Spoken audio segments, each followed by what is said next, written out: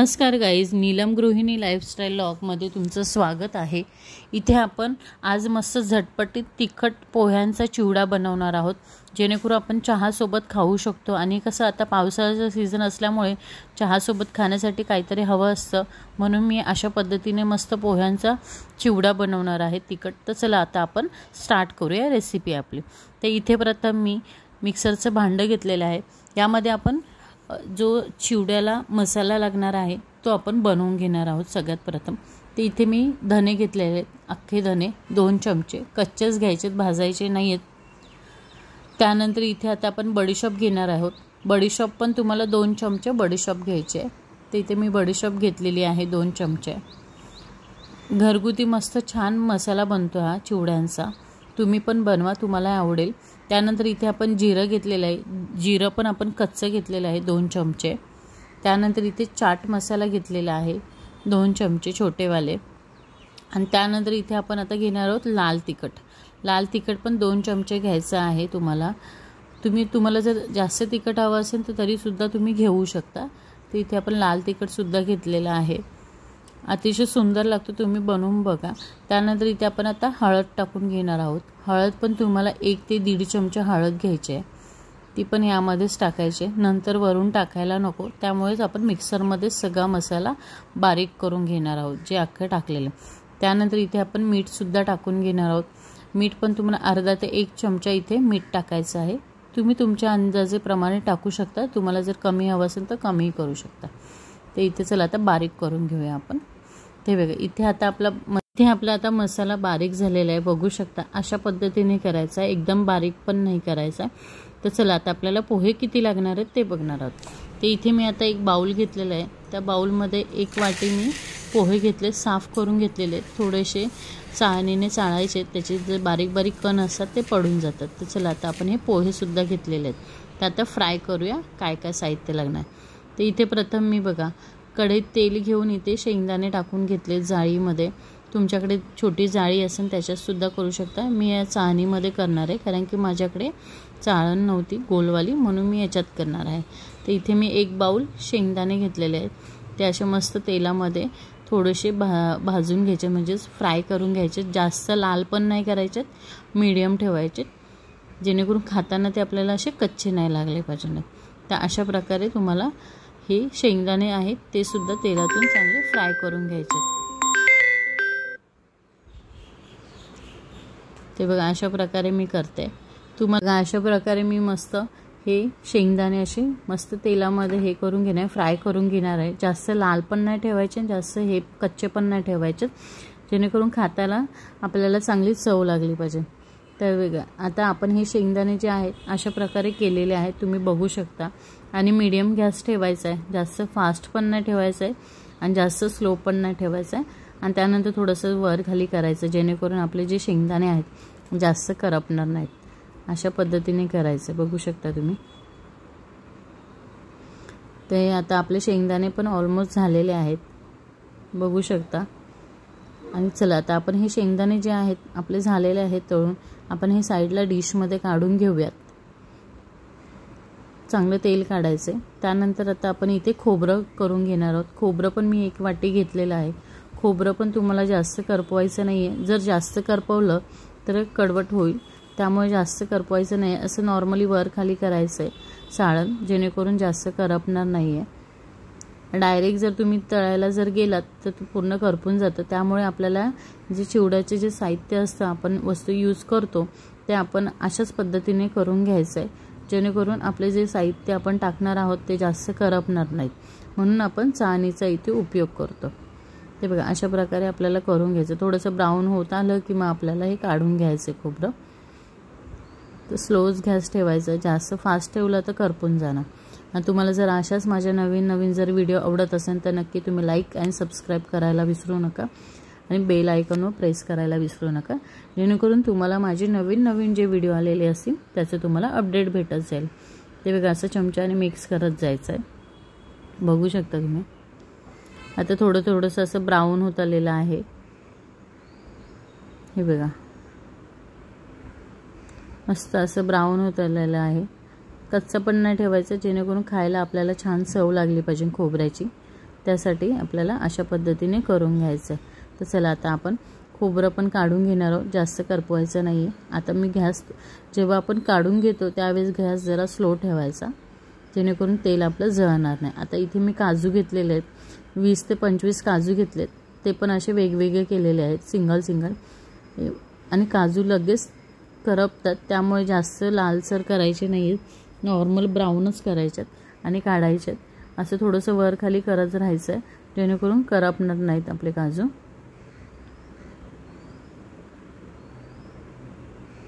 हे बघा अशा पद्धतीने करून घ्यायचं.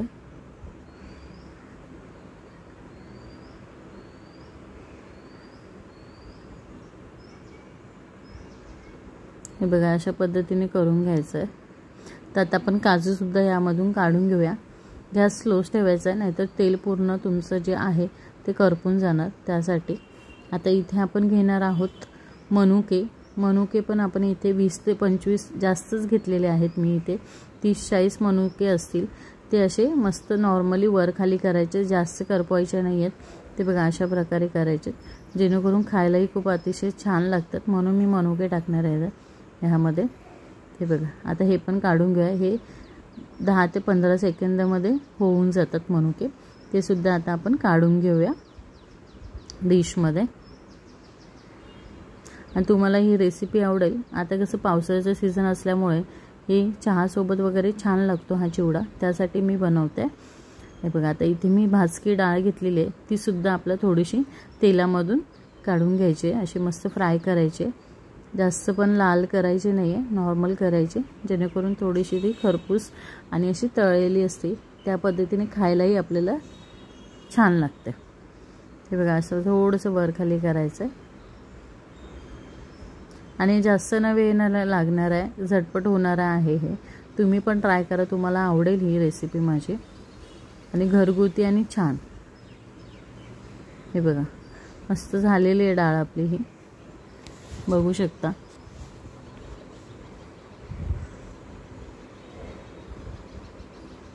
अतिशय सुंदर रेसिपी आहे ही.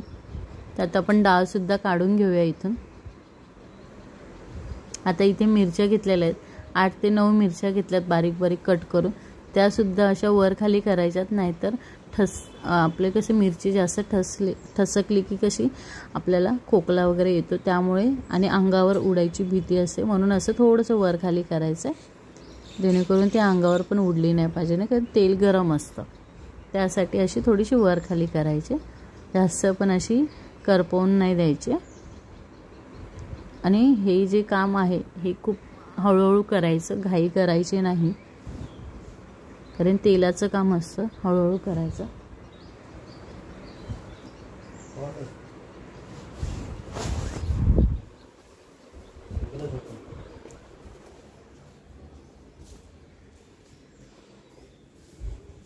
बघा अशा पद्धतीने आता हे करून घ्यायचं आहे, बघू शकता तुम्ही. मिरच्या पण आपल्या झालेल्या आहेत. आता इथे आपण कढीपत्ता घेणार. कढीपत्ता पण जो आहे अलगद करायचा आहे, जास्त हे करायचं नाही, असं थोडंसं वर खाली करायचं आहे. आणि त्या पद्धतीने कढीपत्ता पण तेलातून थोडंसं काढून घ्यायचं, जेणेकरून खायला तो चांगला लागतो आणि चवसुद्धा येते आपल्या चिवड्याला. हे बघा अशा प्रकारे कढीपत्ता हे करून घ्यायचा. आता परत गॅस मी स्लो केलेला आहे.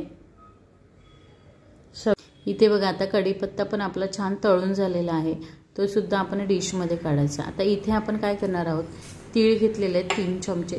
जे व्हाईट तीळ असतात ते सुद्धा असे मस्त तेलातून हे करायचे, थोडेसे तळून घ्यायचे, जेणेकरून आपल्या चिवड्याला चांगली चव येते अजून.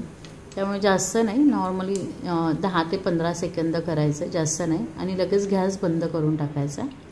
हे बघा अशा पद्धतीने तीळसुद्धा आपण तळून घेतलेले आहेत.